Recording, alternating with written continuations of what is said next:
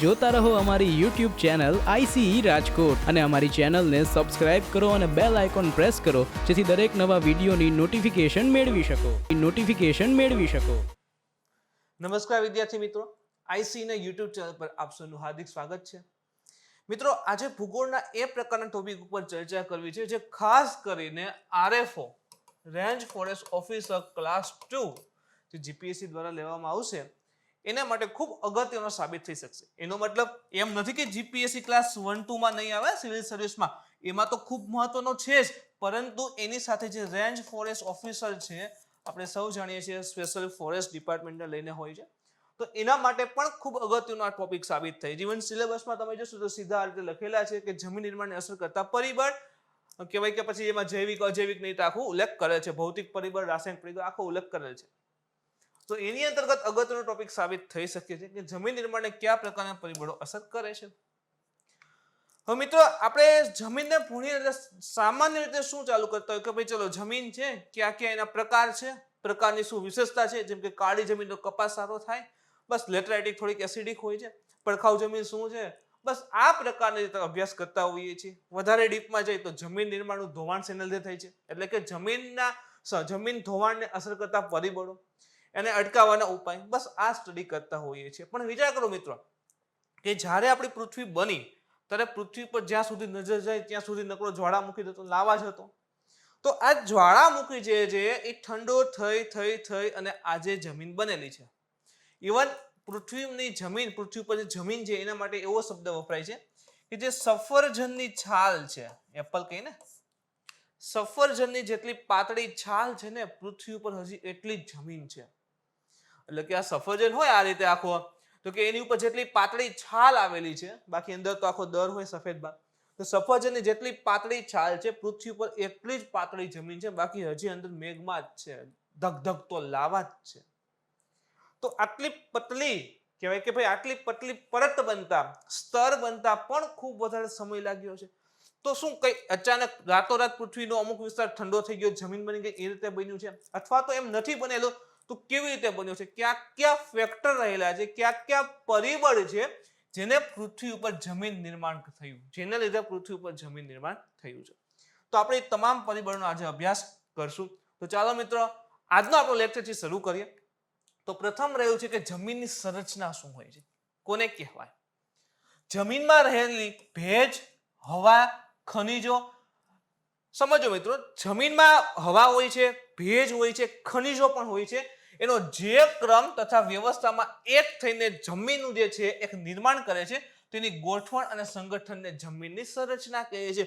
જેમ કે સિમ્પલ સમજો, આપણે જે વિસ્તારમાં રહેતા હોઈએ એ જમીન અને કહેવાય કે આમ બીજે ક્યાંક ફરવા જાય છે, ચલો આપણે 500 કિલોમીટર દૂર આપણે ક્યાંક ફરવા ગયા, એ વિસ્તારની જમીન, તો શું બંને વિસ્તારની જમીન આપણે લઈએ તો સરખી મળશે? તો કે નહીં મળે, ફેર હશે જ. ફેર હશે. જેમ કે આપણે ભાઈ ગુજરાતમાંથી થોડીક જમીન લઈ લ્યો અને હિમાલય વિસ્તાર પાસે જે જમીન લઈ લ્યો અને ઉત્તર પૂર્વમાં જઈને જમીન લઈ લ્યો, તો શું ત્રણેય સરખી જશે કે એમાં તફાવત હશે જ? તો શેને લઈને? તો કે એમાં હવા, ખનિજો અને જે ભેજ છે, ખાસ કરીને ખનિજો મિત્રો, એની જે ગોઠવણી છે, એની જે માત્રા છે એ અલગ અલગ હોય છે અને એના દ્વારા જે આખી જમીન બનતી હોય છે એને જ આપણે શું કહીએ છીએ? જમીનની સંરચના કહીએ છીએ. કે કોઈ જમીનમાં ભેજ કેટલો છે, કોઈ જમીનમાં ખનિજ કેટલા છે, કે કોઈ જમીનમાં હવાની સ્ટોરેજ. હવે એવું છે કે હવા કેવી રીતે? જેમ કે કાળી માટી હોય તો એને હવા પણ જોઈએ, કારણ કે જમીનમાં નાઇટ્રોજનની જરૂર પડે છે. તો જમીનના અમુક બેક્ટેરિયા એવા છે જે હવામાંથી નાઇટ્રોજનને લે છે, તો જમીનને હવા સાથે કોન્ટેક્ટ પણ જરૂરી છે. તો આ મુજબ આ પ્રકારના જે કહેવાય કે તત્વો, ખનિજો રહેલા છે, એની જે યોગ્ય ગોઠવણ થાય છે, યોગ્ય પ્રમાણમાં, એના આધારે જમીન બને છે અને જમીનની સંરચનાનું નિર્માણ થતું હોય છે. સામાન્ય શબ્દોમાં કહીએ તો જમીનના ગુણધર્મના અભ્યાસ માટે જમીન સપાટીથી લઈ તેના માતૃ પદાર્થ સુધીના જમીનના વિવિધ સ્તર જે રહેલા છે એને જમીનની સંરચના કહેવાય. ટેકનિકલ વર્ડ આવી ગયા, ટેકનિકલ શબ્દ છે કે જમીનનું ઉપરનું સ્તર હોય ત્યાંથી માતૃ પદાર્થ છે ને એકદમ નીચે હોય, જેને પેરેન્ટ રોક કહેવાય છે. પેરેન્ટ રોક કહેવાય. શું હોય છે આપણે બધું ભણશું. જમીનનું આપણે જે ઉપલું લેયર જોઈએ છીએ ત્યાંથી લઈ અને માતૃ પદાર્થ એકદમ નીચે જે લેયર આવેલું છે ત્યાં સુધી જમીનના જે પણ લેયર હોય છે એ બધા આવશે. તો તમામ પ્રકારના લેયર જે રહેલા છે એના અભ્યાસ, એની જે સંરચના છે એને શું કહેવાય? જમીનની સંરચના કહેવાય છે. અહીં જે પણ લેયર આવે છે એનો અભ્યાસ કરીએ એટલે શું કહેવાય? જમીનની સંરચના કેવી છે ઓટોમેટિક માલુમ પડી જતું હોય છે. આગળ વધીએ તો જમીન નિર્માણની પ્રક્રિયાને અસર કરતા પરિબળો કયા કયા છે? તો ખાસ યાદ રાખજો, પહેલો જે છે એ છે માતૃ પદાર્થ. કયો છે? માતૃ પદાર્થ. હમણાં જ વાત કરી એને આપણે કહીએ છીએ પેરેન્ટ રોક. પેરેન્ટ રોક કહીએ છીએ. સેકન્ડ છે સ્થળાકૃતિ. સ્થળાકૃતિને આપણે સાદી ભાષામાં સમજવું હોય તો ભૂપૃષ્ઠ સમજી શકીએ. ભૂપૃષ્ઠને એક આધાર લઈ શકીએ. જેમ કે ક્યાંક પર્વત છે, ક્યાંક મેદાન છે, તો ક્યાંક રણ છે. તો જે વિસ્તારમાં જઈએ છીએ એ પ્રકારની જમીન અલગ હશે. જેમ કે પર્વતીય વિસ્તારમાં જાય અને રણ વિસ્તારમાં જાય કે જમીન સરખી તો હશે નહીં. તો એ તફાવત ઉત્પન્ન કરે છે આ સ્થળાકૃતિઓ, ભૂપૃષ્ઠની સંરચનાઓ. પછી આબોહવા પણ ઇફેક્ટ કરે છે. કેવી રીતે? જેમ કે ગરમ રણ પ્રદેશમાં જઈએ તો ત્યાં જે જમીન હોય તો શું એ જ પ્રકારની જમીન આપણે કેરળમાં જઈએ જ્યાં વધારે વરસાદ આવે છે ત્યાં હશે? તો તેના બેમાં તફાવત હશે. તો જે તે વિસ્તારની જે આબોહવા રહેલી છે ને એ પણ જમીન નિર્માણની પ્રક્રિયાને અસર કરે છે. એના પછી જૈવિક ક્રિયાઓ, જેમ કે વૃક્ષનું ડેવલપમેન્ટ છે, અળસિયા છે, કેટલાક બેક્ટેરિયા છે, તો એ પણ જમીન નિર્માણની પ્રક્રિયામાં ઇફેક્ટ કરે છે. કેવી રીતે? આપણે જોશું. ઇવન કેટલાક બેક્ટેરિયા તો જમીનની ફળદ્રુપતા વધઘટ કરવાની પણ કોશિશ કરે છે, એમાં પણ મહત્વપૂર્ણ સાબિત થાય છે. અને છેલ્લે સૌથી અગત્યનું જે કોઈની પાસે નથી હોતો એ છે સમય. મેં તમને કીધું ને, કઈ રાતોરાત આખા પૃથ્વી આખી ઠંડી થઈ ગઈ, જમીન નથી બની, કરોડો વર્ષો લાગ્યા છે. તો સમય પણ એક ઇમ્પોર્ટન્ટ ફેક્ટર સાબિત થઈ રહ્યું છે. તો ચાલો મિત્રો શરૂ કરીએ. તો પ્રથમ રહેલો છે માતૃ પદાર્થ. પ્રથમ છે માતૃ પદાર્થ, જેને આપણે હમણાં કીધું પેરેન્ટ રોક. સમજો મિત્રો. હવે કીધું એ મુજબ કે પૃથ્વી જ્યારે ઠંડી થઈ હશે, જો આપણે માટી એટલે સમજી જવાનું કે એકદમ ભૂકો હોય ને, આપણે કેમ વાડીએ જાય, ખેતરે જાય તો કેમ માટીનો ભૂકો હોય, જમીન હોય ને, તો એ મુજબ તો કઈ પૃથ્વી ઠંડી થઈ હશે તો શું એવો સીધો જે પથ્થરનો ભૂકો થઈ ગયો હશે? તો કે ના. ઠંડી થઈ હશે તો પહેલા તો શું બને? પાણા જ બને, પથ્થરા જ બને. જેમ કે જો જ્યાં જ્વાળામુખી હોય ને, જો મોટા મોટા પથ્થર ને બધું નિર્માણ થતું હોય છે. ઠંડા થાય, જ્વાળામુખી ઠંડો થઈ જાય એટલે મોટા પથ્થરો બનતા હોય છે. તો એ જ રીતે મિત્રો પૃથ્વી જ્યારે ઠંડી થઈને તો આ રીતે હતી. જો અહીં મોટા મોટા કહેવાય ખડકો આવેલા છે. અહીં જેમ આ મોટા મોટા ખડકો રહેલા છે, આ રીતે આ બધા મોટા ખડકો રહેલા છે. હવે શું થશે? તો કે ધીરે ધીરે ધીરે પૃથ્વી પર વરસાદ ને બધું શરૂ થયું. વરસાદ આવશે, પવન આવશે. તો વરસાદ ને પવન ને એ પ્રકારના પરિબળોને કારણે શું થાય કે હવે જો વરસાદના પાણીના ટીપા અહીંયા પડશે તો ધીરે ધીરે અહીંયા પડશે તો ધીરે ધીરે તૂટશે. હવે એમ થાય કે ભાઈ વરસાદના પાણીના ટીપા ક્યારે પાણાને તોડી દે? પણ ભલે હજારો ને કરોડો વર્ષો થાય, પણ એક સમય તો આવશે ને જેમાંથી ભૂકો થવા બનશે. તો જે ખૂબ વધારે કેટલા વર્ષો સુધી પૃથ્વી ઉપર વરસાદ આવ્યો હતો, જ્યારે પૃથ્વી પર મહાસાગરના નિર્માણ થયા ને એ વખતની વાત છે, જ્યારે હજારો વર્ષો સુધી પૃથ્વી પર સતત વરસાદ આવ્યો. તો શું થાય છે કે ભાઈ આ જે છે આ ઉપરની સપાટી હોય એ તૂટે છે. તૂટે એટલે શું થાય? તે કડકા થતા જશે. જો આ કડકા થયા, આ કડકા થાય છે. પછી તો કે ધીરે ધીરે ઓર્ગેનિક મેટર, એટલે કે ધારો કે આ કડકાને એવું થાય છે, ડેવલપ થયું. પછી ધારો કે વૃક્ષ જેવું કંઈક ડેવલપ થાય છે તો એના મૂળ ફેલાશે, તોડશે. ખરેખર જૈવિક પ્રક્રિયામાં આવશે. પરંતુ અહીં પણ તમે જો તો ધીરે ધીરે આ ખડકો તૂટતા જશે. અહીં તમે જુઓ તો પેલા જે છે મોટા ખડકો, પછી એનાથી નાના ખડકો બન્યા, પછી હજી તૂટશે તો ધીરે ધીરે ધીરે ભૂકો થવા માંડશે. કહીને આપણે ભાંગી નાખી, ભૂકો કરી નાખી, તો એ ભૂકો થવા માંડશે, એકદમ ધૂળ બનવા લાગશે. અને ધીરે ધીરે જે છે શું છે? લેયર ડેવલપ થાય છે. જો ઉપર લેયરમાં સૌથી ઝીણી કહીને આપણે ધૂળ, તો એ ડેવલપ થાય છે. પછી માટી, કાંકરા એવું મિક્સર છે, પછી મોટા કાંકરા આવે છે, પછી એનાથી મોટા પથ્થર આવે છે, અને છેલ્લે મોટા પથ્થર આવી જાય છે. તો આ રીતે તમે જો અલગ અલગ લેયરનું ડેવલપમેન્ટ થાય છે. અને સૌથી છેલ્લે આવે બેડ રોક, કે સૌથી મોટા પથ્થર ત્યાં રહેલા હશે. ઓકે, હજી આગળ આવીએ તો પરફેક્ટલી ડેવલપમેન્ટ છે કે ઘણા વિસ્તાર સુધી જે છે માટી ડેવલપ થઈ ગઈ છે. આરામથી કહેવાય કે વૃક્ષ છોડની ડેવલપમેન્ટ થઈ શકશે. ઓકે, એના પછી એક લેયર આવે છે બી હોરિઝોન છે. એ શું કરશે? તો ન્યા જે છે ને ત્યાં માટી પણ હશે. બે લેયરની વાત કરું છું મિત્રો. ત્યાં માટી પણ હશે, પ્લસ થોડા ઘણા કાંકરા પણ હશે, પથ્થર પણ હશે. આ એ લેયર છે, એ લેયર એમાં સંપૂર્ણપણે માટી હશે, જે ખૂબ ફળદ્રુપ મનાય છે. એના પછી આવે કહેવાય કે બી લેયર. તો બી માં શું હશે? તો કે ત્યાં માટી અને કાંકરા બંને હશે. એના પછી તમે જુઓ તો કે ભાઈ મોટા મોટા પથ્થરો ને બધું આવતું જાય છે અને છેલ્લે તમે જો તો આ પથ્થરો રહેલા છે. હવે એમ થઈ કે તો માતૃ પદાર્થમાં આમાં શું આવ્યું? તો કે મિત્રો જ્યારે પૃથ્વીનું નિર્માણ થયું, ઠંડી પડી ત્યારે આમાં મોટા ખડકો હતા. ધીરે ધીરે ધીરે સમય પસાર થતો ગયો અને અહીં જે છે અલગ અલગ લેયર જે છે ડેવલપ થતા ગયા. તો એક સમયે મોટા પથ્થરો હતા એ હવે શું બની ગઈ છે? જમીન બની ગઈ છે. ઓકે, તો વરસાદની બધું આવશે, પવનની બધું અસર કરશે, ઉપરના લેયરમાં જ અસર કરે ને. કઈ એવું તો નથી કે પવન જે છે અહીંથી આમ તિરાડ છે, આમ છે અહીંયા નીચે પૃથ્વીના પેટાળમાં વયું ગયું, એવું તો બનશે નહીં. પાણી જે છે પેટાળમાંથી વયું ગયું જ્વાળામુખી પાસે, એટલું બધું તો બનશે નહીં. પાણીનું સ્ટોરેજ આ વિસ્તારમાં હોય છે. તો શું થશે કે જે નીચે તરફના જે ખડકો છે ને એ એમનેમ હશે. જો અહીં જે ખડકો છે એ પ્રકારના એમનેમ રહે છે. તો આ જ ખડકોને કહેવાય છે માતૃ પદાર્થ. માતૃ પદાર્થ. અહીંના ખડકો એમનેમ રહેલા છે. જો જ્યારે આ પૃથ્વી કહેવાય કે ઠંડી થઈ એ વખતની વાત છે, મોટા ખડકો રહેલા છે. અહીં એક મૂળ ખડકો છે, આ બધા માતૃ પદાર્થ છે. પછી એ તૂટતા જાય છે. પણ આ બધાના ભાગરૂપે નીચે તરફના ખડકો હજી એમનેમ છે. તેને શું કહીએ છીએ આપણે? માતૃ પદાર્થ, પેરેન્ટ રોક. કે આ જ પ્રકારના ખડકોમાંથી ઉપરની જમીન ડેવલપ થયેલ છે. આ જ પ્રકારના ખડકોમાંથી ઉપરની માટી જોવા મળેલ છે. તો આ ખડક તમને મળે એનું અવલોકન કરો.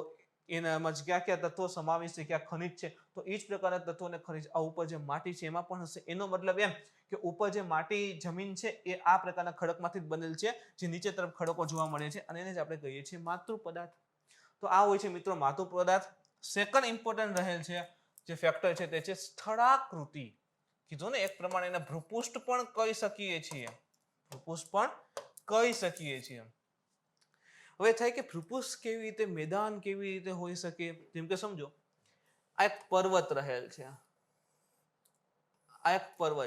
હવે બધાય જે છે એને પર્વત તો જોયા જ હોય. જેમ કે ચોટીલા છે, ગિરનાર છે, અથવા કોઈ નજીકના જિલ્લામાં અથવા તો આપણા જિલ્લામાં કંઈક પર્વત હોય તો પર્વતની ચોટી ઉપર બેસવા ગયા જ હોય, ફરવા ગયા જ હોય. તો તમે એક વસ્તુને માર્ક કરી લેશે કે ઉપરના ભાગમાં છે ને પથ્થરો આવેલા હશે. તમે તળેટીના ભાગથી જરા ચડવાનું શરૂ કરો છો ને તો અહીંયા બધી ધૂળ ને એવું જોવા મળશે, પણ જેમ ઉપર તરફ જાશો ને એમ અહીંયા છે ને પથ્થરો જોવા મળશે. અહીં પથ્થરો જોવા મળશે. તો એવું શા માટે હોય છે? કે શું પર્વતના આ ભાગ ઉપર વરસાદ, પવનની ઇફેક્ટ નથી આવતી? તો ન્યાય અસર તો આવવાની જ છે. તો જો આજે વરસાદ, પવન આ પ્રકારના ફેક્ટર છે ને એને ભૌતિક પરિબળ કહેવાય. છે. પછી કેમિકલી પણ આવે. અમુક જે છે પદાર્થો જે છે પથ્થરને તોડવાના કાર્ય કરતા હોય, તો કેમિકલ પ્રકારના કહેવાય કે ઇફેક્ટ પણ કરતા હોય છે. તો જો આ ઉપરનો ભાગ છે ત્યાં પણ વરસાદ, પવનની અસર તો આવશે ને, તો તેમ છતાં ત્યાં ધૂળ કેમ નથી? અહીંયા કેમ માત્ર પથ્થરો જોવા મળે છે? અહીંયા ધૂળનું પ્રમાણ શા માટે ઓછું છે? માટી કેમ ઓછી છે? જમીન શા માટે ઓછી છે? કારણ કે ન્યાય વરસાદ ને પવન તો ઇફેક્ટ કરે છે, પણ શું થશે સમજો કે અહીં વરસાદ, પવન જે પણ આવશે એનાથી અહીંના જે પથ્થરો તૂટશે તો ખરા. તૂટશે એટલે શું થશે કે એના જે પણ કહેવાય કે ભાઈ તૂટીને માટી જે રહેલી છે આ રીતે રહેલ હોય તો અહીં જે કુટકા થશે એ માટી જે છે ઢાળના આધારે ક્યાં આવી જાય? નીચે બાજુ આવી જાય. આમ ઢાળના આધારે ક્યાં આવી જાય? નીચે બાજુ આવી જાય. તો નીચે બાજુ જે છે ત્યાં લેયર વ્યવસ્થિત ડેવલપ હશે, ત્યાં જમીન જોવા મળશે. પણ અહીં તૂટે છે જેટલા ખડકો એ ઢાળના આધારે નીચે બાજુ આવી જાય. અહીંયા શું થઈ જાય? પાછા પથ્થરો જોઈએ છે. ત્યાં માટીના લેયર જે છે જેટલા ડેવલપ હોવા જોઈએ એટલા વધારે સારા ડેવલપ્ડ હોતા નથી. એટલે તો પર્વતીય જે કહેવાય કે અહીં જમીનના લેયર હોય ને એની જાડાઈ છે ને ઓછી હોય છે એઝ કમ્પેર ટુ મેદાની વિસ્તારમાં. તો શા માટે એવું? તો સિમ્પલ યાદ રાખવાનું મિત્રો કે પર્વત હોય ઉપરના ભાગમાં ખડકોનું કારણ શું? તો કે અહીં પણ વરસાદ, પવનની ઇફેક્ટ તો આવે જ છે, પણ જે પણ ભૂકો થશે ને ભૂકો ઢાળના આધારે ક્યાં આવી જાય? નીચે બાજુ આવી જાય. તો અહીંયા સ્ટોર થઈ જશે. તો ઉપરનો ભાગ જે છે આ લેયર કેવા થઈ ગયા હોય ઓછા, એટલા બધી સ્ટોર થશે નહીં ને, બધી જમાશે નહીં. શું કામ? ઢાળના આધારે નીચે બાજુ આવી જશે. તો જુઓ ક્યાંક ને ક્યાંક આ ભૂપૃષ્ઠ છે એ પણ જમીન નિર્માણને અસર કરે છે કે આ બાજુ જે છે જમીનના લેયર વધારે હશે. સેકન્ડ થિંગ, હજી આગળ વધે તો આપણે મેદાનને સમજીએ, મેદાની વિસ્તારને સમજીએ. જેમ કે જો આપણે હિમાલય સમજીએ કે આ રીતે હિમાલય પર્વત શ્રેણી આખી આવેલી છે. અહીંથી આમ નદીઓ આવે છે. નદી આવે છે તો આપણે જાણીએ છીએ કાપ લઈને આવે છે. ગંગા છે, ખાસ કરીને યમુના જે છે, કોશી છે. તો શું થાય છે કે નદીઓ આવે છે તો આસપાસના વિસ્તારમાં કાપ પાથરે છે. કાપ પાથરે શું થાય કે પહેલું લેયર, ઓકે, એના પછી નેક્સ્ટ વર્ષે પાછો કાપ આવે તો બીજું લેયર, એના ઉપર લેયર બની જાય છે. તો લેયર ઉપર લેયર બને તો માટીનો જથ્થો શું થાય છે? વધતો જાય છે. કાપ શું છે? તો એક પ્રકારે પથ્થરો કાપીને જ છે. જેમ કે જો અહીં તમે જો આ નદી વહે છે, આ રીતે આ નદી જે છે વહે છે. નદી વહે છે શું થશે કે અહીંની જે નદીની કિનારી રહેલી છે, આ પર્વતનો વિસ્તાર છે, તો સતત એની સાથે પાણી ભટકાશે, પાણી ઘસાઈને ચાલશે, તો ધીરે ધીરે ધીરે આની કટકી થતી જાય, ઇન શોર્ટ કે તૂટતો જાય, નાના નાના ભાગ થતા જાય, રેતી જેવું બનતું જાય, આ બધું જ આખી કિનારી આ રીતે. તો એ ધીરે ધીરે નદીમાં આવીને વહેતી થાય, નદીમાં આવીને વહેતી થાય. અને નદી જે છે જ્યારે પૂર ને એવું આવે તેના કિનારે બધું પાથરી દેશે.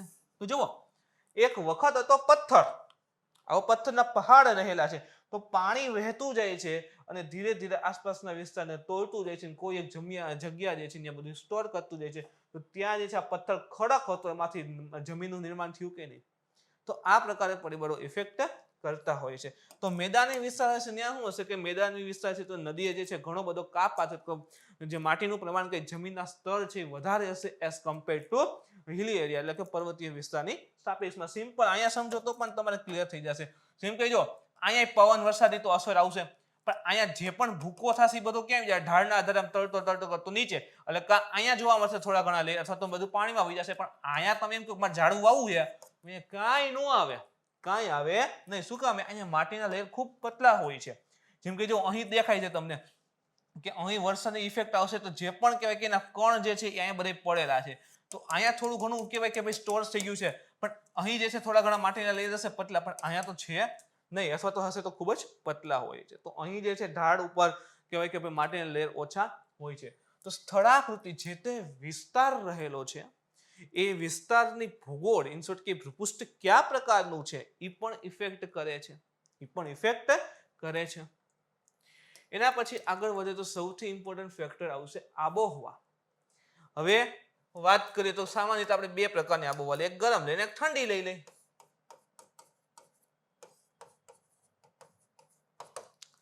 ગરમ એટલે કે ધારો કે આપણે રણ પ્રદેશની વાત કરીએ, રણની વાત કરીએ, આપણે આવીએ રાજસ્થાનના રણમાં. ચલો આ વિસ્તાર રહેલો છે, અહીં આવેલું છે થારનું રણ. હવે જ્યારે પણ કહેવાય કે પૃથ્વી ઠંડી થઈ હશે તો સીધું કઈ રણ તો નહીં બન્યું હોય, વરસાદ ઓછો આવતો હશે, તો ધીરે ધીરે ત્યાં છે મોટા પથ્થરો હશે એનો ભૂકો થઈ અને રેતી જેવું બની ગયું છે, પણ એમાંથી માટીનું નિર્માણ શક્ય નથી. શા માટે? કે વરસાદની બધું ઓછું છે, તાપમાન વધારે રહેતું હશે. તો રણ બનવાના તો ઘણા બધા કારણો છે, એમાં એક બી કારણ હોઈ શકે. તો અહીં શું થશે કે આ રણ રહેલું છે તો અહીં પથ્થરો રહેલા છે, ચલો આ રીતે ખડકો છે, વરસાદ તો ખૂબ ઓછો છે તો જ રણ હશે, એટલે કે પાણીના દ્વારા જે છે આ ખડકોનું ધોવાણ કેવું થઈ ગયું, ખૂબ જ અઘરું થઈ ગયું. તો અહીં મુખ્ય આ જે ખડકો રહેલા છે એનું ધોવાણ કોના દ્વારા થાય છે? તો અહીં મુખ્ય ખડકોનું ધોવાણ પવન દ્વારા થાય છે. આ લગભગ આઈ થિંક આ વખતે પીએમાં પણ પ્રશ્ન હતો આ પ્રકારનો, કે જે પણ કહેવાય કે આ સૂકો વિસ્તાર રહ્યો છે, રણવાળો વિસ્તાર છે, ત્યાં જે ખડકો રહેલા છે એનું ધોવાણ મુખ્યત્વે રણ વિસ્તારમાં શેના દ્વારા થાય? તો કે પવનો દ્વારા થશે. કારણ કે અહીં શું હશે કે ભાઈ વરસાદ તો ખૂબ ઓછો છે, પાણી દ્વારા ધોવાણ થવું અઘરું છે. ઇવન તમે જો સહારા વિશ્વનું સૌથી મોટું રણ કહેવાય ને, તો અહીં આવેલું છે આફ્રિકાનું સહારા ડેઝર્ટ. તમે સહારા ડેઝર્ટના ફોટા જોશો ને તો અંદાજ આવી જશે. હવે આપણને મનમાં એમ કે રણ એટલે સીધી એક જ વસ્તુ દેખાય કે રેતીના ઢગલા, એક માણસ હાલતો હેલો જતો હશે અને પાણીની શોધમાં ભટકતો હશે. રણ એટલે સીધી આપણને આ જ આકૃતિ મનમાં બેસે. એમાં તમારો વાંક નથી ને આપણો કોઈનો વાંક નથી, પહેલેથી આપણને રણ એવું જ બતાવેલું છે.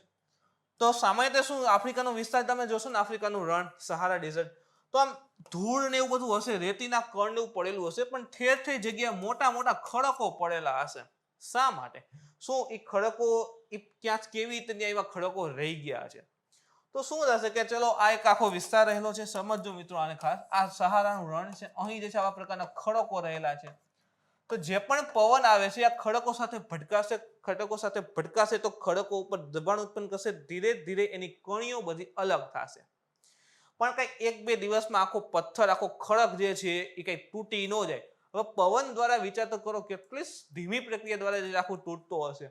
તો અહીં શું થાય કે પવન આવે, ભૂકો થાય બધું પડશે, વધારે પવન હશે તો ભૂકો આગળ વહી જશે, અહીં બીજો ભૂકો પડશે, તો એ રીતે આખું રણનું નિર્માણ થતું હોય છે. તો અહીં તમે જો રણમાં જે જમીન જોવા મળશે એ શું પાણીવાળા વિસ્તારમાં હશે એવી જ હશે? તો કે ના, તો કે જે તે વિસ્તારની આબોહવા જે છે એ જે તે વિસ્તારના જમીન નિર્માણને અસર કરે છે. જેમ કે રણ હોય તો ત્યાં પવન દ્વારા જે છે ખડકોનું ધોવાણ થાય છે. તો ગરમ વિસ્તાર છે રણ, ખાસ કરીને વાત કરીએ તો ગરમ ઉષ્ણકટિબંધના રણની વાત કરીએ તો ગરમ આબોહવા હશે, તો એ પ્રકારે ત્યાંની જમીન હશે. સેકન્ડ થિંગ જોઈએ પાણીવાળા વિસ્તારની. ચલો પાણીવાળા વિસ્તારને પણ સમજીએ. જેમ કે આની તો વાત કરીએ આપણે સિમ્પલ, કે આપણે જે નોર્થ ઇન્ડિયા રહેલ છે એની વાત કરીએ. તો શું થાય છે નોર્થ ઇન્ડિયામાં? જેમ કે આ વિસ્તાર આવશે. નોર્થ ઇન્ડિયામાં શું થાય કે ગંગા છે, બ્રહ્મપુત્ર છે, યમુના છે, તો એ નદીઓ વહે છે, તો આસપાસના વિસ્તારનું ઘણું બધું ધોવાણ પણ કરતી હશે. ધોવાણ કરશે તો થોડા ઘણા બધું કેવી કાપ હશે, કોઈ એક જગ્યાએ કાપ પાથરશે તો નિર્માણ થતું હશે જમીનનું. તો પાણી દ્વારા પણ પાણી વહેતું હશે. ઇવન આગળના ફોટોમાં આપણે જોયું કે પાણી વહેતું હોય, આસપાસ એટલે પર્વતો રહેલા હોય, તેનું કહેવાય કે ધોવાણ જે થતું હોય છે. હજી બરફને સમજીએ. સૌથી ઇમ્પોર્ટન્ટ છે બરફ દ્વારા શું જમીનનું ધોવાણ, પથ્થરોનું ધોવાણ થાય? તો કે યસ, બરફની નદી હોય એને આપણે કહીએ છીએ ગ્લેશિયર, હિમ નદી કહીએ. શું કહીએ? હિમ નદી, ગ્લેશિયર કહેતા હોઈએ છીએ. ગ્લેશિયર કહીએ છીએ. હવે હિમ નદી જે છે ને એ સૌથી વધારે ધોવાણ કરી શકે છે. હવે એમ થાય કે બરફની નદી હોય તો વહેતી થોડી, કોઈ મિત્રો વહેતું પાણી હોય ને તો જ નદી કીધું હોય. હવે આ રીતે બરફની આખી નદી છે. અહીં જે છે કંઈક ને કંઈક ખડકો તો રહેલા છે જેના ઉપર વહેતી હશે. ઓકે, હવે આ નદી છે ને વહેતી હોય એનો મતલબ એમ નથી કે આમ જોઈ તો આ બરફના કટકા જતા હશે, એવું ન હોય. પરંતુ આખા વર્ષમાં આ નદી માત્ર કેટલાક સેન્ટીમીટર આગળ વધતી હોય, 3 સેન્ટીમીટર, 5 સેન્ટીમીટર, 15 સેન્ટીમીટર, આખા વર્ષમાં આટલી નદી આગળ વધે, ખાલી આટલી. પણ આગળ તો વધે છે, ધીમે ધીમે વધે છે, પણ વધે છે અને વહેતી તો કહી શકે. તો જેટલી આગળ વધે છે તો એ પ્રકારે ખડકોનું નીચે તરફનું ધોવાણ કરતી જતી હોય, એકદમ ઘસાઈને ચાલતી હશે તો તોડતી જતી હોય. સેકન્ડ થિંગ, અહીં ઠંડુ વિસ્તાર છે, તો અહીં બરફ વર્ષાની થતું હશે. અહીં જે છે આ કહેવાય કે ખડકો રહેલા છે, તો અહીં ખડકો પર બરફ વર્ષા થતી હશે. ખડકો પર બરફ આવશે તો સીધો એના પર પડશે, પછી ઢસડાઈને નીચે આવશે, ઢસડાઈને નીચે આવશે તો એ સપાટીનું ધોવાણ કરશે. તો આ રીતે તમે જો કે ઠંડો વિસ્તાર હોય છે ત્યાં પણ ધોવાણ થાય છે. ઇવન એક જોરદાર ફેક્ટ છે, યાદ રાખજો મિત્રો, પૃથ્વી ઉપર ઊંચા પર્વતો છે ને એ સામાન્ય રીતે વિષુવવૃત્ત પાસે જોવા મળશે, ધ્રુવો પાસે નથી હોતા. આ ફેક્ટને મગજમાં બેસાડી દો કે એવું શા માટે હોય છે. આ પૃથ્વી લઈએ આપણે, આ ઇક્વેટર વિષુવવૃત્ત લઈએ, તો ઊંચા પર્વતો છે ને આ વિષુવવૃત્ત નજીકના વિસ્તારમાં બધે જોવા મળે. આ વિસ્તારમાં અહીંયા ક્યાંય હોય નહીં. શા માટે? તો કે અહીં જે છે ઠંડા વાતાવરણ છે, ધ્રુવીય વિસ્તાર છે, બરફ વર્ષાની વધારે થતું હોય છે, તો અહીં પર્વતની ચોટીની બધું હોય ને એનું ધોવાણ ખૂબ વધારે થતું હોય છે. તો અહીં એટલી બધી ઊંચાઈ પર્વતો પ્રાપ્ત કરી શકતા નથી. એની સાપેક્ષમાં અહીંયા આવ્યો તો ઉપરનો જે સપાટી રહેલી હોય, ચોટી હોય છે, એનું એટલું બધું વરસાદને પવન દ્વારા ધોવાણ નથી થતું કે જેટલું બરફ દ્વારા થાય છે. તો અહીંના વિસ્તારમાં પર્વતો જે છે ઊંચા ટકી શકે છે લાંબા સમય સુધી. એટલે અહીંયા શું થાય કે પર્વતો હશે પણ ઘણા નિર્માણ પણ થયું હોય, કે પણ એનું શું થાય છે કે ધોવાણ થઈને પર્વતો અત્યારે એટલા ઊંચા નથી રહ્યા કે જેટલા વિષુવવૃત્ત પાસે છે. તો પૃથ્વી ઉપર ધ્રુવની સાપેક્ષે વિષુવવૃત્ત ઉપર પર્વતો ઊંચા વધારે જોવા મળે છે. તો આ રીતે જે તે વિસ્તારની આબોહવા છે એ પણ જમીન નિર્માણને અસર કરતી હોય છે. એના પછી વાત કરીએ તો જૈવિક ક્રિયાઓ. બહુ જ સહેલી છે અને સમજવી, સિમ્પલ છે. જૈવિક પરિબળ પણ કહી શકીએ છીએ એક પ્રકારે જોઈએ તો. જેમ કે સમજો કે આની અંતર્ગત છે આ જમીનનું એક લેયર રહેલું છે.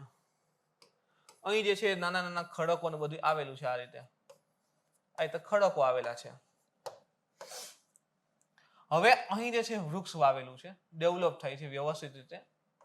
આ રીતે પાન ને બધું આવે છે. ચલો, હવે ડેવલપ થશે ધીરે ધીરે મૂળ ફેલાશે. તો મૂળ જે છે એ ફેલાય છે આ રીતે, આ પથ્થરો વચ્ચે મૂળ ફેલાશે. ધીરે ધીરે એ મૂળ પથ્થરને તોડે. હજી આસાન ભાષામાં સમજવું હોય તો જૂનવાણી ઘર પડ્યા હોય ને આપણી નજીકમાં ક્યાંક, તો જોજો ચોમાસા સિઝન પછી ત્યાં છે ને પીપળા ને એવું ઓટોમેટિક એ પ્રકારના વૃક્ષ ઉગતા હોય. પણ આપણે ઉગવા ન દઈએ, અને આપણી દિવાલ તો સાવ ન ઉગવા દઈએ. શું કામે? કે એ જો દિવાલ ઉપર જે વૃક્ષનું ડેવલપમેન્ટ થશે, વિકાસ થશે, તો એના મૂળ જે છે આખી દિવાલને તોડી અને વ્યવસ્થિત ડેવલપ થાય. ઇન શોર્ટ કે મૂળ ડેવલપ થશે તો ધીરે ધીરે પથ્થરની બધું તોડતું જાય છે, દિવાલ તોડતી જાય છે. તો સેમ અહીં પણ આ વખતે કે વૃક્ષનું ડેવલપમેન્ટ થશે તો નીચે જે પણ પથ્થરો રહેલા છે શું કરે? તોડતા જાય. જેમ કે આકૃતિમાં જો તો અહીં જે છે કેટલા તમે મૂળ જોવો છો, તો ધીરે ધીરે અહીંના જે પણ વિસ્તાર હશે તોડતા જાય અને ડેવલપમેન્ટ થતું જતું હોય છે. તો ખડકો તોડે છે તો જમીનનું નિર્માણ થાય છે. સેકન્ડ થિંગ હજી એક મિત્રો સમજાવી દો, અહીં આબોહવા સાથે જ કનેક્ટ કરી શકો છો તમે. જેમ કે રણ વિસ્તારમાં તમને જણાવું, કોઈ પણ વિસ્તાર લઈ લો, રણ શું, ચાલો કોઈ પણ વિસ્તાર લઈ લઈએ. અહીં એક પથ્થર રહેલો છે આ રીતે, અહીં એક પથ્થર છે આ રીતે રહેલો છે. અને અહીં જે છે ને એક ક્રેક ડેવલપ થાય છે, તિરાડ વિકાસ થાય છે, અહીં તિરાડ પડે છે પથ્થરમાં કોઈ કારણોસર, અને તિરાડ દ્વારા ધારો કે અહીં જે છે એ પાણી આવે છે, આમ પાણીનું ટીપું અહીંયા પડી જાય છે, અહીં પાણી આવે છે. રણ વિસ્તાર હશે, રણને સમજે પહેલા ચલો ફરી એકવાર.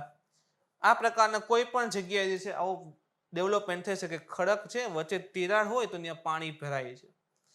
રણ દરમિયાન રણમાં રાતે ખૂબ નીચું તાપમાન જતું હોય છે, માઇનસમાં પણ જતું રહે, તો અહીં શું થશે કે માઇનસ જેવું થશે, ઇન્સો કે 0 થશે કે તરત જ અહીં જે પણ તિરાડમાં પાણી જે છે એ શું થઈ જશે, બરફ થઈ જશે.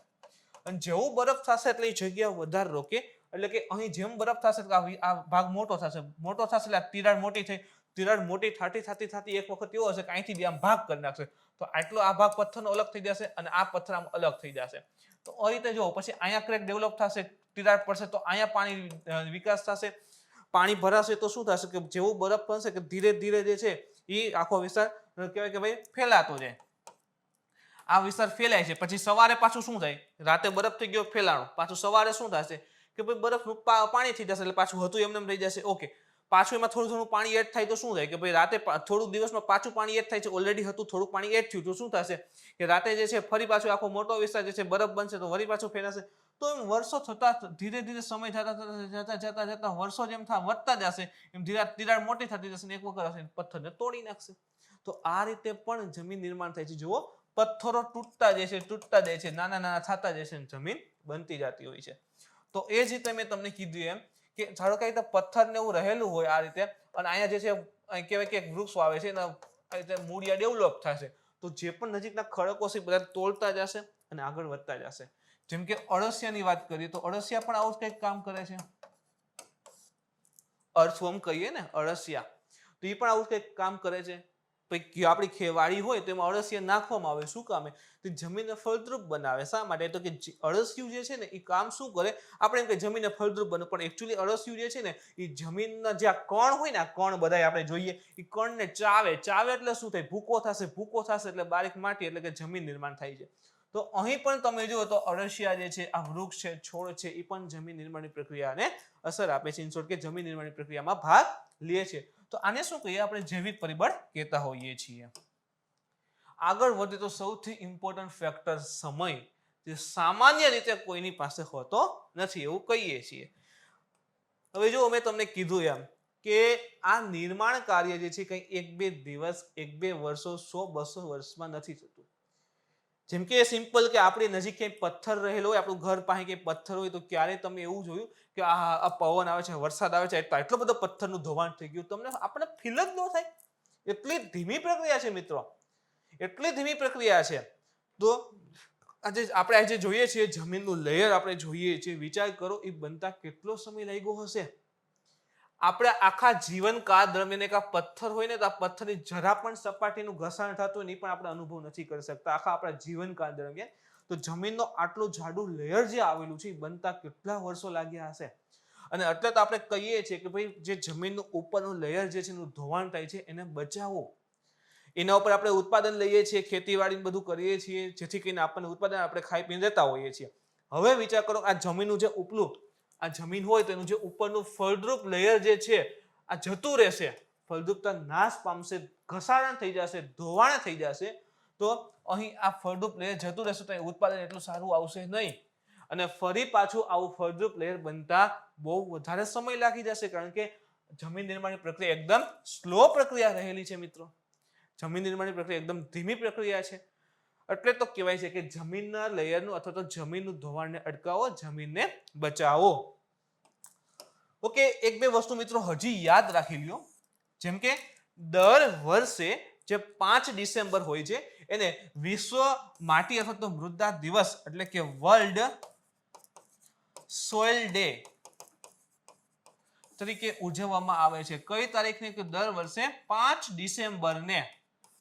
ડિસેમ્બરને જે છે વર્લ્ડ સોઇલ ડે, વિશ્વ માટી અથવા તો મૃદા દિવસ તરીકે ઉજવવામાં આવે છે.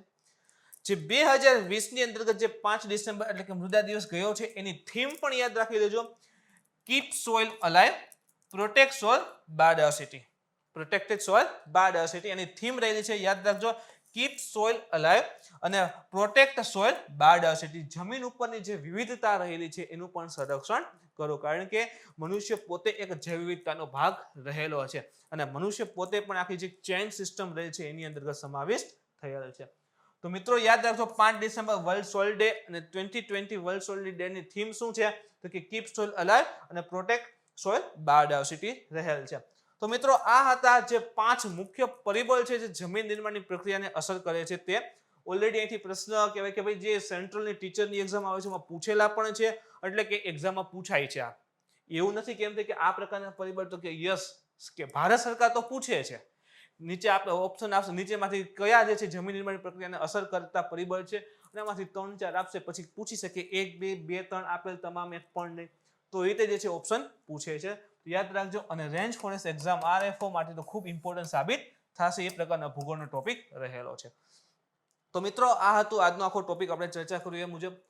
આજના લેક્ચરમાં જો તમને કોઈ પણ પ્રકારનો ડાઉટ, ક્વેરી હોય અથવા તો હજી કંઈ નવું સજેશન હોય તો મિત્રો કોમેન્ટ કરીને તમે જણાવી શકો છો. મિત્રો આજનો વિડીયો ગમ્યો હોય તો લાઈક કરો, શેર કરો, તમારા મિત્રો સુધી પહોંચાડવા માટે કોશિશ કરો. નેક્સ્ટ ટાઈમ આપણે કંઈક આ જ પ્રકારનો નવો ટોપિક લઈને આવશું, જેથી કરીને જે RFO છે અથવા તો જે ક્લાસ 1-2 ની એક્ઝામ રહેલી છે બંનેની અંદર કોમન ટોપિક હોય અને તમારા માર્ક્સ ત્યાંથી આરામથી મળી શકે એ પ્રકારના ટોપિક આપણે સિલેક્ટ કરશું અને પૂરેપૂરી સમજણ સાથે પૂરેપૂરા ડેપમાં આપવાની કોશિશ કરશું. ત્યાં સુધી મિત્રો વિડીયો જોતા રહો, શેર કરતા રહો, લાઈક કરતા રહો. Thank you.